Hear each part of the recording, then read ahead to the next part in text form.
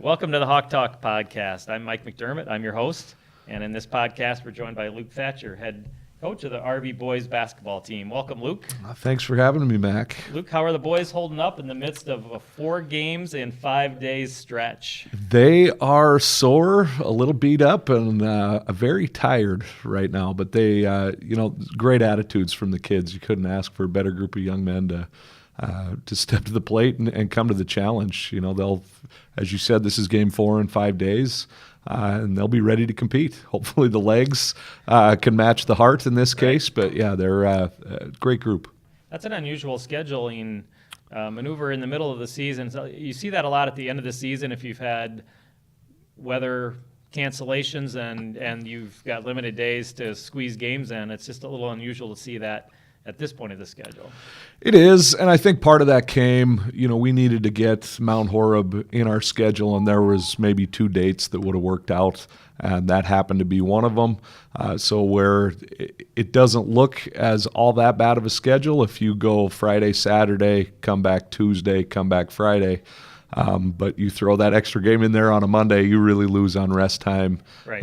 So, the rest of our week will be walk-through kind of stuff after we get through tonight's game. Yeah. So, yeah. All right. Yeah, well, and tough competition, too. I mean, this has been a stretch of pretty stout competition that you've been up against. Great teams, and that I like. We've made our schedule intentionally more difficult over the past couple of years. Iowa Grant dropped us, Belleville dropped us, although they have nice teams as well.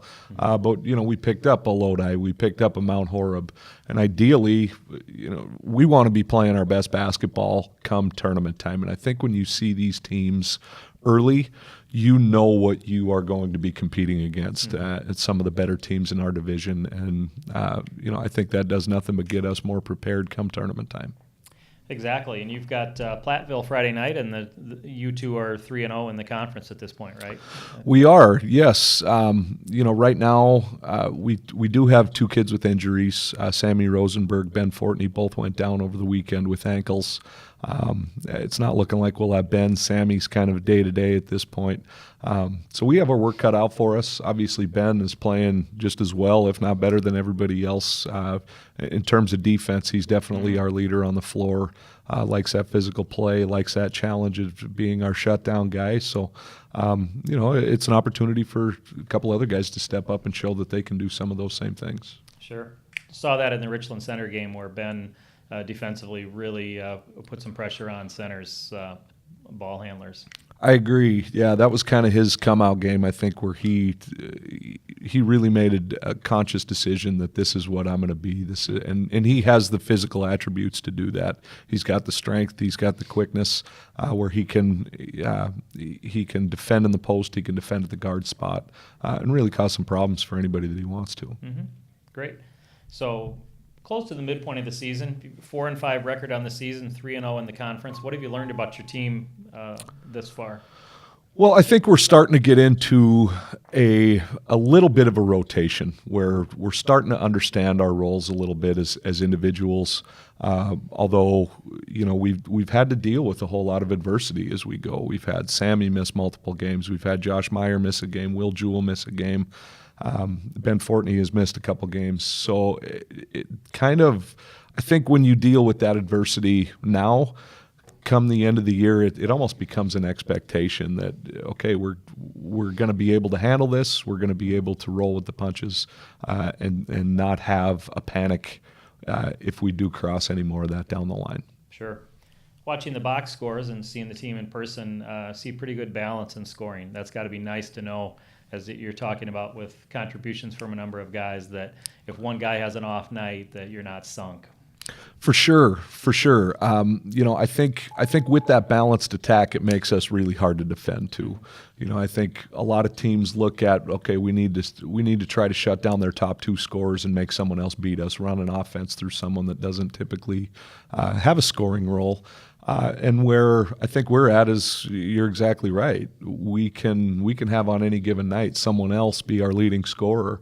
And what we haven't really found yet is when maybe one of our top shooters isn't scoring well, someone else step up into that role. And I think that's kind of our next step. It seems like it's been kind of feast or famine, where we have multiple guys have really good scoring nights, and or multiple guys not being able to find the hole. But working with high school kids, that's you see some of that. You don't want the latter. No, you don't. where there's a lid on it for everybody. So, you had an interesting game at Dodgeville earlier this year, and I would say, having seen a lot of games over the years in different gyms, it seems like games at Dodgeville, there tend to be the games that are just kind of crazy, whacked out, wild things happen in those games. And in that game, a Dodgeville player scored 45 points, and you got to win in overtime. So how did you manage to pull that off? Great question. First of all, great defense on the other kids. Right. I will say that. We absolutely shut everybody else down that game. In all honesty, that was one of the best shooting performances I've ever seen out of a high school kid. No question. 8 for 8 from the three-point line in the second half. Just a phenomenal shooting night. I thought we did some things really well, and I think going back and watching the film, I wouldn't have done anything any different. We talked as a staff about possibly doing a box and one, switching up man to man. And in all honesty, we hadn't really found our identity as a defensive team. Struggled running zone, struggled running man, struggled running full court. And allowed him to get free, and he just kind of kept stepping back a little farther. We blew a decent lead. And that I put a lot of that on their kids too, being resilient and continuing to compete. Coach McGraw certainly put them in position to be successful, and the ball bounced our way at the end. Yeah, it did. And for your kids to lose that lead and hang in there, and then in overtime get the win, that was a great sign. And as a spectator, it was a fabulous game. It was, as I said, another epic night in Dodgeville's gym, where it just seems those games come more often than they do in other gyms. So for sure. Great Yeah, fun. that was a lot of fun. Either team, looking at the faces of the Dodgeville people after they lost, we would have looked exactly the same way if we had lost. Like, whoever lost that game felt like we just had it and let one get away. So absolutely, great win for you guys. Absolutely, thank you. So, so after the game at Boston, you have a couple of days to get ready for Platteville, and then we do. And then the rest of the season, you still have some pretty tough competition both in and out of the conference. I think you still have Mineral Point, Fenimore on the schedule, Wisconsin Dells. You've got a pretty challenging schedule the rest of the way. We have an incredibly difficult schedule, and I'd probably put our schedule up against anybody's in our area. I think we play an outstanding non-conference schedule, and our conference is good. Our conference is always competitive. You mentioned, Dodgeville being a great game that goes into overtime, and that's a team that hasn't won a game yet this year.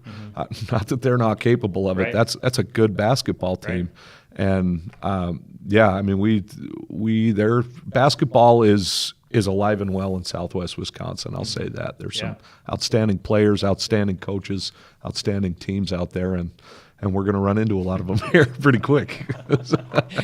Great. Well, you know what? It helps all of us get through kind of the darker days of winter. Going to the gym to see games is such a treat. And how about that new gym floor?